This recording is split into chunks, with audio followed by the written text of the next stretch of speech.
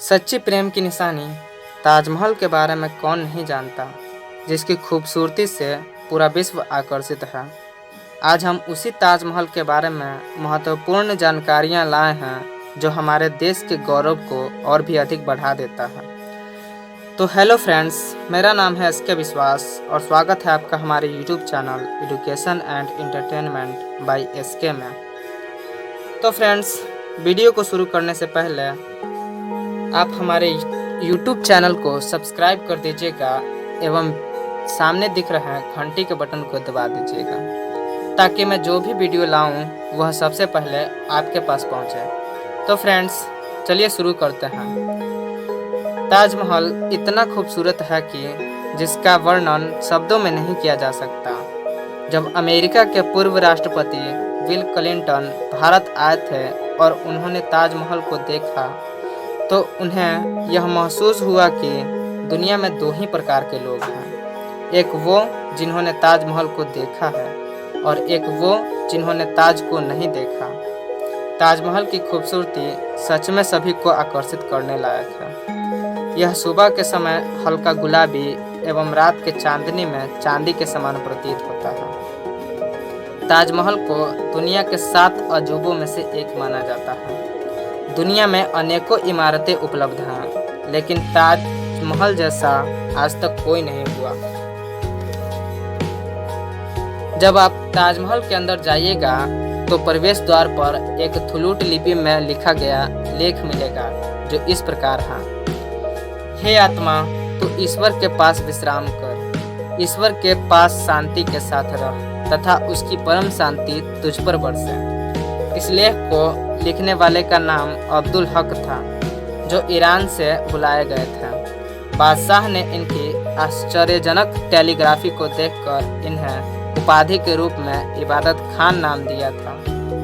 ताजमहल बनाने के समय सभी टेलीग्राफी करने वाले लोग ईरान से ही बुलाए गए थे। पत्थर को तराशने वाले कारीगर बलूचिस्तान तथा संगमरमर तराशने वाले कारीगर उज्बेकिस्तान से लाए गए थे। ताजमहल पर चकाचौंध कर देने वाले नक्काशी इटली के कारीगरों द्वारा करवाया गया था। ताजमहल सिर्फ संगमरमर से ही नहीं बनाया गया, बल्कि इसमें कई प्रकार के रत्न जड़े गए थे, जिसमें jasper Punjab, sapphire Sri Lanka, carnelian Arab, turquoise Tibet, jade crystal China, lapis lazuli Afghanistan एवं सफ़ेद संगमरमर राजस्थान के मखराना से लाया गया था। सन 1857 में जब अंग्रेज भारत आए थे तो उन्होंने ताजमहल को बहुत ही हानि पहुंचाई। उन्होंने इसमें जड़े बेशकीमती रत्न को उखाड़कर अपने साथ ले गए। ताजमहल के आधार सिर्फ पत्थरों से नहीं बने, बल्कि इसमें आबनुस और महोगनी की लकड़ियों का भी प्रयोग किया गया है।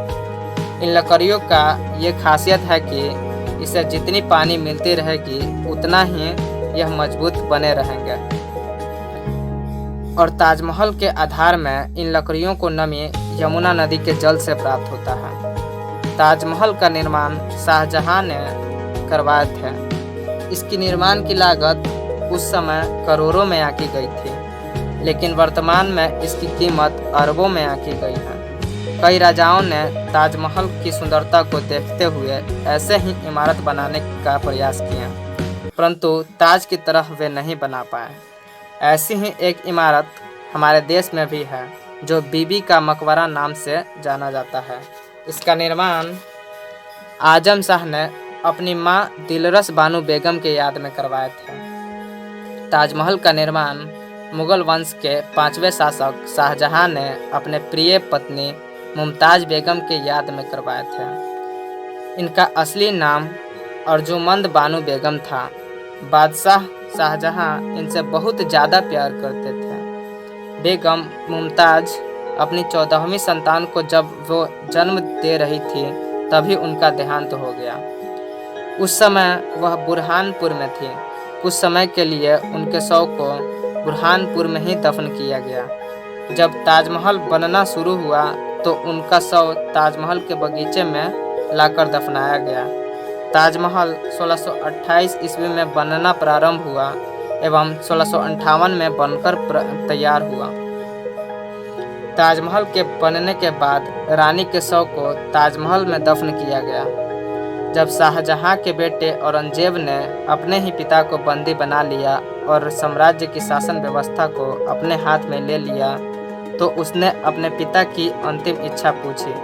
तो शाहजहां ने बोला कि उनको ऐसी जगह कारागार में रखा जाए जहां से ताजमहल बिल्कुल स्पष्ट दिखे। औरंगजेब ने वैसा ही कारागार में उनको बंद कर दिया जहां से ताजमहल बहुत ही अच्छे तरीके से दिखाई देता था। राजा ने अपनी सारी जिंदगी उसी कारावास में ताजमहल को देखते हुए गुजार दी। जब उनका भी देहांत हो गया तो उनके शव को भी ताजमहल में ही दफन कर दिया गया। ताजमहल के बारे में रविंद्रनाथ टैगोर ने लिखा है कि वक्त के काल पर एक आंसू सदा सर्वदा के लिए, अर्थात आज बादशाह के सभी धन संपत्ति समाप्त हो गए, उनके वे शानो शौकत एवं सल्तनत खत्म हो गए, लेकिन उनकी प्रेम की निशानी आज भी आंसू की तरह ताजमहल के रूप में उपस्थित है, जो उनके प्रेम को पूरे दुनिया को बतलाते हैं। अब कुछ रहस्यमयी बातें जो आप शायद नहीं जानते हैं। कई लोगों का मानना है कि ताजमहल से पहले वहां शिवजी का मंदिर हुआ करता था, जिसका नाम तेजो महालय था, जिसे तोड़कर ताजमहल बनाया गया। इसका दावा पुरुषोत्तम नरेश ओक ने अपने पुस्तक द ट्रूथ ऑफ ताजमहल में 1989 ईस्वी में किया है, और उन्होंने 2002 ईस्वी में सर्वोच्च न्यायालय से ताजमहल के तहखानों को खोलने का इजाज़त भी मांगे, परंतु सर्वोच्च न्यायालय ने इस पत्र को खारिज कर दिया।